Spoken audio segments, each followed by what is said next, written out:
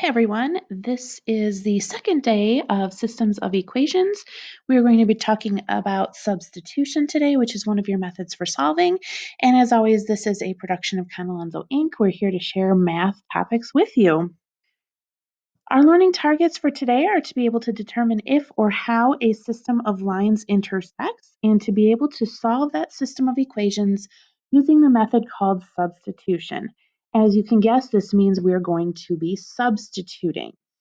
So I have two equations here in my system. One of them you can see is set up with a y equals something else. This is perfect for substituting what y equals into the equation for y. So that's exactly what I'm going to do.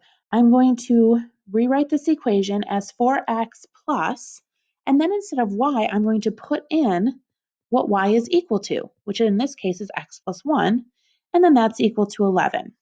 So notice I've taken my top equation and I've simply replaced the y with what it's equal to. I have substituted in. Now I have one variable. I can solve this just like normal. So I can combine my like terms. 4x plus x is 5x. I can solve by subtracting 1 from both sides and then dividing by 5, which gives me x equals 2. Now remember, when you're solving, you're not looking for x, you're looking for a coordinate pair, which is an x and a y. So once I found x, that's fantastic, but I'm not done. I need to figure out what y equals. And the easiest way to do that is to take this equation and put my x in and figure out what y equals, which in this case, 2 plus 1 is 3. So my solution will be the ordered pair 2, 3. It is really important that you write your answer as an ordered pair. Do not write x equals 2, y equals 3, and just leave it there. Your answer is the point of intersection where these lines cross, therefore it must be written as a point with an x and y coordinate, okay? The other thing you always really want to do is check your answer. So because I substituted into the bottom one, I'm going to check my answer in the top one real quick, and I'm just going to put 2 in for x. I'm going to put 3 in for y, and I'm going to see if I get 11 when I work this whole thing out. So 4 times 2 is 8, and 8 plus 3 is in fact 11, so that checks, okay? It's always a good idea to check your answer just to be sure that you did it correctly or didn't make a silly mistake, okay? Let's try another one. So here again, I have what x is equal to. In this case, it's 2y plus 1. So what I'm going to do is I'm going to substitute the 2y plus 1, in for the x. Sorry, I circled the wrong thing there. I don't want to put it in for y because that's what x equals. Be really careful about that. It's easy to substitute in for the wrong thing and then get a completely weird answer, okay? So I'm going to take out the x and I'm going to put in the 2y plus 1. Notice I'm using parentheses, and you always want to do that when you're substituting. Okay? And so now I'm just going to solve. Since I have two y's, I can multiply this whole thing out.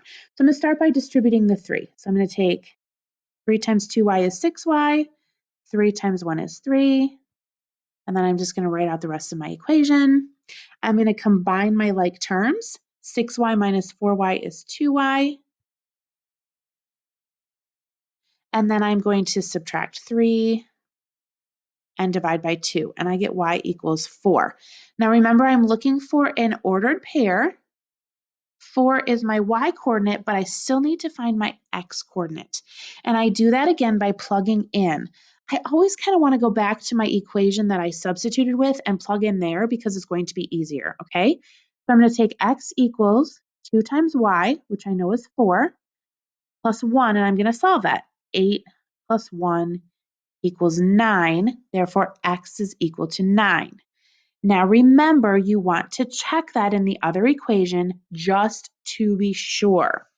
So I'm going to plug 9 in for x in the bottom equation. I'm going to plug 4 in for y, and I'm going to see if I get 11 when I do this, okay? So 3 times 9 is 27, 4 times 4 is 16, and 27 minus 16 is 11. So that checks, which means that this is my solution, okay? It's really important, again, to don't forget to solve for both variables. Don't forget to write your answer as an ordered pair, and don't forget to check in both equations. Now, I don't have one here that is set up with an x equals or a y equals, so I'm going to have to make that happen. I'm looking at this bottom equation, and this looks pretty easy. Like, for example, if I just added y to the other side, I now have an equation I can substitute in for very easily, okay? So sometimes you have to manipulate one of the equations to get it into an x equals or a y equals, and then you can substitute. So now I'm going to take x equals y plus 1, and I'm going to substitute that in for the x. So instead of 2x, I'm now going to have 2y plus 1 plus y equals 5, and I'm going to solve. I'm going to start by distributing my 2, and then I'm going to combine my like terms. I'm going to subtract 2, and I'm going to divide by 3, and I get y equals 1. Again, remember, I'm looking for an ordered pair here. 1 is my y. I still need to go back and find my x, which I'm going to do in the equation that I manipulated. So I'm going to say x equals y, which is 1, plus 1, which is 2. It's much easier if you plug it back into this equation with the x equals or the y equals, because it makes it very easy to solve. Then I want to check, remember, in my top equation. So I'm going to put 2 in for x, I'm going to put 1 in for y, and I'm going to see if I get 5. 2 times 2 is 4, plus 1 is in fact 5, so this checks. So my solution, the point where these two lines cross, is at 2, 1. Pretty easy, right? We're just kind of substituting in. Just make sure you're going through the process. It's not terribly difficult, but you need to remember to do all of the steps, all of the substituting in, the solving the equation, going back, solving for the second variable, checking your answer, etc. Now this one again is very clearly not set up for substitution, but I can make it. I'm looking for the variable that has no coefficient when I do this, okay? Which is very clearly this y on the bottom. I am going to simply subtract the 2x to the other side. And now I have a y equals, okay? Y equals, and that should be a 2x. I'm going to substitute 10 minus 2x in for the y in my other equation. Again, be careful. I almost went to this 2x, but that's an x. I need to substitute in for y, okay? So I'm going to do that. And again, remember I'm using parentheses. That's very important when you're substituting. You always want to use your parentheses so that you remember to distribute. And then you can do your math correctly. I'm going to combine my like terms. Negative 6x minus 2x is negative 8x. I'm going to subtract 30 from 6, which is negative 24. And I'm going to divide, and I'm going to get x equals 3. So again, for my ordered pair, this time I found the x, and I need to go back and find the y, which I'm going to do in this equation. So I'm going to take y equals 10 minus 2 times x, which I now know is 3.